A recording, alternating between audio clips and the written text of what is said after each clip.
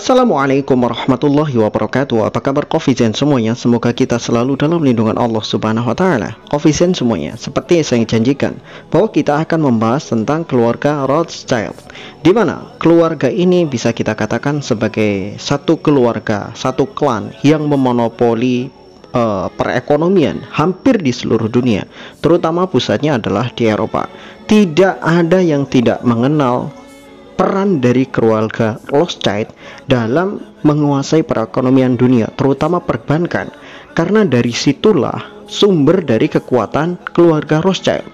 Perlu kita fahami dengan baik bahwa sebetulnya keluarga Rothschild ini adalah keluarga dari Yahudi Ashkenazi. Jadi Yahudi Ashkenazi ini bukanlah dari kelompok Yahudi yang memang betul-betul keturunan Bani Israel, tetapi mereka ini adalah keturunan Yahudi yang keluar dari jalurnya. Bisa dikatakan ya mereka ini hanya klaim-klaim Yahudi saja. Dan kalau kita merunut lagi dalam permasalahan klan Rothschild ini, mereka juga termasuk dari orang-orang yang mendukung terbentuknya negara Israel. Itu juga peran dari mereka. Ya karena mereka punya dana, mereka punya uang, mereka bisa membiayai segala apapun yang mereka inginkan, termasuk rencana untuk mengubah dulunya negeri Palestina sekarang menjadi Israel. Itu adalah peran terbesarnya juga dari keluarga Rothschild. Nah, Coffeezen semuanya, kita tidak akan pernah membahas masalah bagaimana mereka terbentuk atau dari mana asal usulnya, karena itu sudah banyak sekali channel-channel yang membahasnya. Kita akan membahas tentang bisnis mereka saja dan bagaimana Al-Quran menanggapi tentang masalah itu, dan kenapa Al-Quran betul-betul mengecam tentang masalah itu. Jadi perlu kita fahami, bisnis perbankan, bisnis riba itu adalah bisnis paling menguntungkan dalam sejarah kehidupan manusia. Tidak ada bisnis yang lebih menguntungkan daripada riba. Asal ente punya uang, maka ente bisa ternak uang dengan cara membungakan atau menganakkan anak uang yang ente pinjamkan kepada orang lain. Itulah prinsip daripada riba. Itulah prinsip sederhana dari bank. Kamu meminjamkan dan orang yang meminjam kamu itu harus mengembalikannya dengan bunga atau anaknya. Itulah yang harus kita pahami. Jadi siapapun yang akan membuka bisnis perbankan, dia hanya punya uang. Dia cukup punya uang. Uang itu diputar dengan cara dipinjamkan kepada orang lain. Nanti orang lain itu akan mengembalikannya dengan jumlah yang lebih. Kalau dia tidak mampu mengembalikannya, maka ada properti yang digunakan sebagai penjamin. Properti inilah yang nanti akan dikuasai oleh perbankan. Bisa dikuasai secara penyeluruh, ya kalau itu perbankan-perbankan yang jahat, atau bisa juga ada begini, dijual propertinya, kemudian sisa hutangnya dilunaskan, sebagian kecilnya sisa dari penjualan yang masih ada sisa itu dikembalikan kepada pemilik properti. Bisa seperti itu. Tetapi pada intinya yang namanya riba perbankan itu basisnya riba 100%, riba tulen, dan itu adalah bisnis yang sangat menyenangkan, bisnis yang sangat menguntungkan dari zaman bahala. Coffeezen semuanya, bisnis inilah yang dulu diincar oleh keluarga Rothschild. Mereka paham betul bahwa untuk menguasai perekonomian itu butuh uang, dan uang yang paling cepat perputarannya itu adalah masalah pinjam meminjam. Nah, kalau udah urusan pinjam meminjam dan orang itu tidak butuh uang, dari situlah celah mereka masuk untuk mendapatkan keuntungan yang besar. Mereka membangun perbankan dan mereka melakukan transaksi pinjam meminjam tapi dalam bentuk riba. Ini awal mula keluarga Rothschild bisa berdiri sampai hari ini dengan berlandaskan perbankan.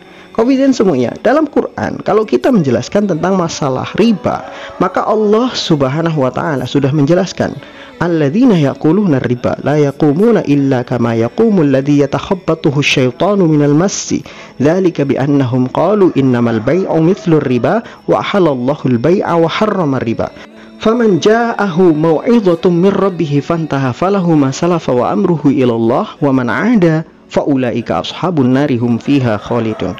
Allah Subhanahu wa taala menjelaskan, orang-orang yang memakan harta riba, mereka tidak akan pernah berdiri kecuali mereka itu seperti kerasukan setan, seperti orang yang habis dijamah setan kemudian dia kerasukan. Kenapa? Karena mereka mengatakan ya baik jual beli.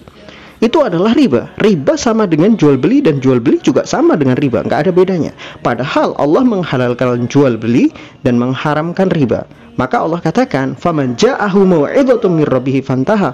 Maka siapa saja yang sudah datang kepada dia peringatan dari Tuhannya, kemudian dia berhenti dari mengambil harta riba, maka falahu masalafa. Apa yang sudah dia ambil dari harta riba di masa lalu sebelum diharamkannya riba, maka itu baginya. Itu adalah halal baginya. Dan amruhu ilallah, dan urusan dia kepada Allah akan dikembalikan pada Allah Subhanahu wa taala. Tetapi faman ada, siapapun yang mengembalikan lagi, yang ingin mengembalikan lagi dirinya untuk memakan harta riba setelah dia tahu hukum riba dari Allah Subhanahu wa taala seperti apa, maka Allah janjikan faulaika ashabun nar. Mereka itu adalah penghuninya neraka, hum fiha khalidun. Mereka itu kekal di dalam neraka. Nah, kafirin semuanya, kenapa kok Allah Subhanahu wa taala sampai mengharamkan riba begitu sangat hebat, dan bahkan pelaku-pelakunya diancam dengan hukuman neraka dan diancam juga dengan kekal di dalam neraka? Karena riba itu akar permasalahan kesenjangan antara orang kaya dengan orang miskin. Riba itulah yang akan menjadi sebuah alat untuk memonopoli dunia. Yang kaya semakin kaya, yang miskin semakin miskin. Karena begini, orang miskin menaruh uangnya di bank, ya, nyimpen uangnya di bank, nabung uangnya di bank. Sedangkan orang-orang kaya minjem ke bank, uangnya orang-orang miskin yang disimpan di bank tadi dipinjamkan kepada orang kaya, diputarlah orang kaya tadi itu dengan uang yang diambil dari orang miskin, diputar duitnya. Untuk apa? Untuk mengambil keuntungan dari orang-orang miskin. Dan terus begitu. Jadi yang miskin semakin miskin, yang kaya semakin kaya. Karena bagi orang miskin, meminjam uang di bank itu hampir mustahil, kecuali harus mengorbankan sesuatu yang lebih besar.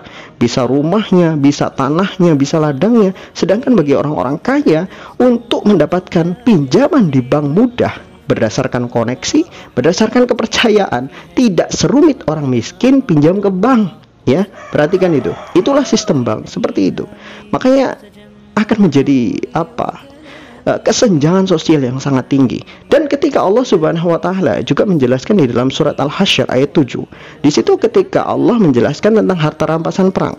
Ma'afa Allahu ala rasulihi min ahlil qura falillahi wali rasulihi walidil qurba wal yatama wal masakini wa ibnis sabil.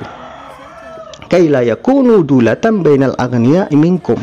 Di situ Allah menjelaskan bahwa harta rampasan perang yang sudah Allah berikan kepada Rasulnya, maka itu milik Allah, milik Rasulnya, milik keluarga Rasul, milik orang-orang miskin, orang-orang yatim, dan orang-orang yang berada di perjalanan. Kenapa? Kenapa seperti itu? Kenapa kok harus milik Allah, milik Rasulnya, kemudian milik orang-orang yatim, masakin, dan orang-orang yang di perjalanan? Di situ ada kalimat yang sangat luar biasa indah. Kaila yakunu dulatan bainal aghniya'i minkum. Karena supaya harta itu tidak hanya berputar di antara orang-orang kaya di sekitar kalian saja, tetapi harta itu merata sampai ke bawah, sampai orang miskin, sampai yatim itu mendapatkan semua. Inilah yang Allah Subhanahu wa taala sebetulnya perangi dari masalah kesenjangan sosial. Kenapa riba harus dibatalkan?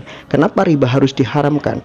Kenapa pembagian harta rampasan itu harus seadil-adilnya diberikan, bukan hanya kepada mereka yang ikut berperang, bahkan tidak ikut berperang pun kepada orang-orang fakir miskin pun diberikan, dapat mereka. Karena apa? Karena Allah tidak menginginkan agar harta-harta itu hanya berputar di antara orang-orang kaya saja. Yang terjadi adalah yang kaya semakin kaya, yang miskin semakin miskin. Dan itulah celah riba, di mana sumber keuangan riba adalah proyek terbesar untuk menjadi kaya sekaya-kayanya, sampai keturunan mereka sampai kapanpun akan tetap kaya selama mereka mempunyai bank. Karena tidak akan mungkin orang yang tidak meminjam uang, itu sudah pasti. Dan celah inilah yang diketahui oleh Rothschild, sehingga mereka mampu menaklukkan dunia dengan bank dan uang. Ya, termasuk kalau kita berbicara tentang orang-orang terkaya di dunia, semuanya mana yang tidak memakai sistem riba, mana yang tidak memakai sistem perbankan, semuanya pakai. Dan itulah yang membuat mereka menguasai dunia. Kita umat Islam itu dibatasi oleh Allah Subhanahu wa taala tanpa riba. Makanya kalau umat Islam di seluruh dunia ini mau bersatu meninggalkan riba, secara otomatis sebetulnya mereka juga akan kelimpungan dan mereka akan binasa. Itu saja. Maka kesadaran kita tentang riba, itulah yang membuat dunia akan berubah. Selama umat Islam yang sudah tahu betul seluk-beluk riba, mereka kok masih doyan dengan riba, bahkan mereka itu memaklumkan riba. Ini yang bahaya, memaklumkan riba. Itu sudah maklum, itu sudah biasa, itu sudah umum. Maka hati-hati. Disitulah sebuah peluang bagi orang-orang kaya, orang-orang bankir, orang-orang yang punya bank, orang-orang yang punya harta melimpah, itu terus kaya. Sedangkan yang miskin akan terus miskin dan akan terus dimiskinkan sampai semiskin-miskinnya. Itu nasib orang miskin. Wallahu a'lam bishawab. Semoga bermanfaat.